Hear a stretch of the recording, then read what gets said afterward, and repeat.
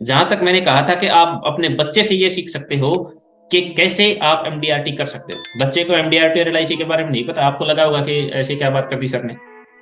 लेकिन जब हम एज ए ट्रेनर बात करते हैं तो हमारी हर बात के पीछे एक कहानी होती है, एक इंस्पिरेशनल थॉट होती है। प्रैक्टिकली करके देखना, जिसके भी छोटे बच्चे हों, ऑलमोस्ट सबके होंगे।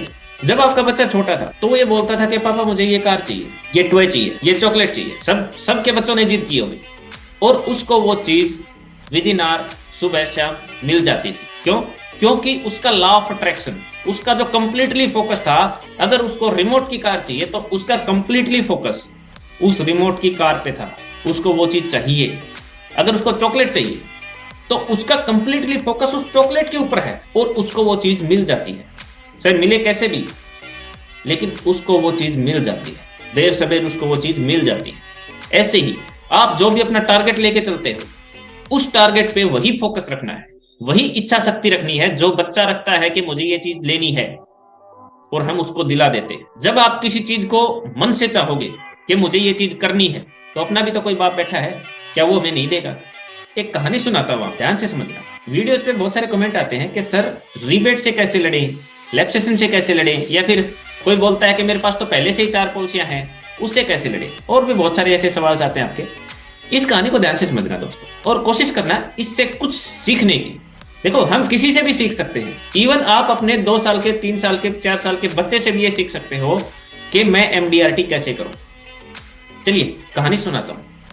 एक बात, माइकल जॉर्डन का नाम आपने सुना होगा। माइकल जॉर्डन बास्केटबॉल के सबसे महानतम प्लेयर्स में से एक है। जब माइकल जॉर्डन छोटे थे तो उनका जीवन बहुत ही गरीबी में था। माइकल जॉर्डन जब 10 साल के थे तो उनके फादर ने कहा कि जॉर्डन, ये एक टी शर्ट है, पुरानी टी शर्ट, इसको अपने को $1 की पड़ी है और इसको $2 में बेच के आना है। जॉर्डन ने कहा ठीक है, मैं इसको बेचाऊंगा।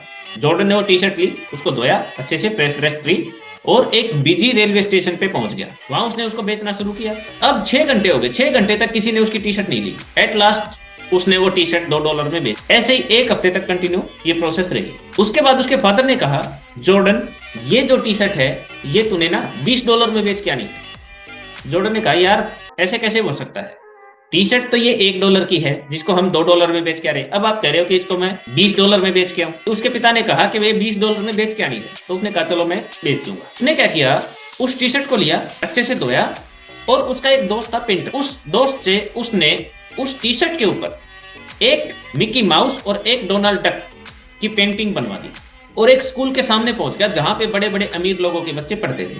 वहां उसने उस टी शर्ट की एग्जीबिशन शुरू कर दी। अब एक ड्राइवर जो अपने मालिक के बच्चे को लेने आया हुआ था, अब उस बच्चे ने उस टी शर्ट को देखा तो उसने ड्राइवर को बोला कि मुझे तो ये टी शर्ट चाहिए। अब उसने वो टी शर्ट उस बच्चे से लेके और उसको दे दी। वो बच्चा इतना खुश हुआ कि उसने जॉर्डन को $5 की टिप भी दे दी। अब जॉर्डन के पास हो गए $25, जो उसके पिता की 1 महीने की सैलरी थी। जॉर्डन खुशी खुशी घर आया, उसका फादर भी बहुत खुश था।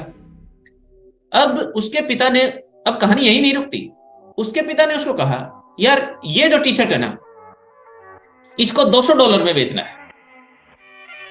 अब की बार जॉर्डन ने कुछ नहीं कहा, वो बोला ठीक है मैं बेच दूंगा। क्यों? क्योंकि उसके अंदर ये कॉन्फिडेंस आया हुआ था कि अगर $1 की चीज को मैं $20 में बेच सकता हूं तो $200 में भी बेच सकता हूं। उसने उस टी शर्ट को लिया, अच्छे से धोया, प्रेस करी और निकल गया। उन्हीं दिनों चार्ली एंजल एक मूवी आई थी, उसकी हीरोइन वहां पे अपनी मूवी को प्रमोट करने आई हुई थी। अब जॉर्डन जो बच्चा था उसने सुरक्षा घेरा तोड़ा और वो उस हीरोइन तक पहुंच गया और बोला इस टी शर्ट पे आपका ऑटोग्राफ चाहिए। हीरोइन ने सोचा छोटा बच्चा है, आया है, उसने उस टी शर्ट पे उसको ऑटोग्राफ दे दिया। अब वहां पे आप जानते हो कि हीरोइन को देखने कितनी सारी भीड़ आई होती है, बड़े बड़े लोग भी आए होते हैं। अब उसने ऑटोग्राफ लेने के बाद उस टी शर्ट की वही ऑप्शन स्टार्ट कर दी कि इस पे इस हीरोइन के ऑटोग्राफ है, मैं इस टी शर्ट को इतने $1 में बेच रहा हूं। अब वो ऑक्शन लगते लगते एक अमीर ने वो टी शर्ट $1200 में खरीद ली।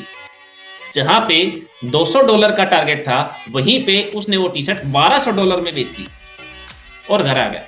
घर आने के बाद उसने पिता को दिया कि ये $1200 की मैंने वो टी शर्ट बेच दी। उसके पिता लिटरली रो पड़े। उसने कहा, बेटा आप कमाल हो, मुझे नहीं पता आपने कैसे किया, लेकिन यू आर एक्स्ट्रा ऑर्डिनरी।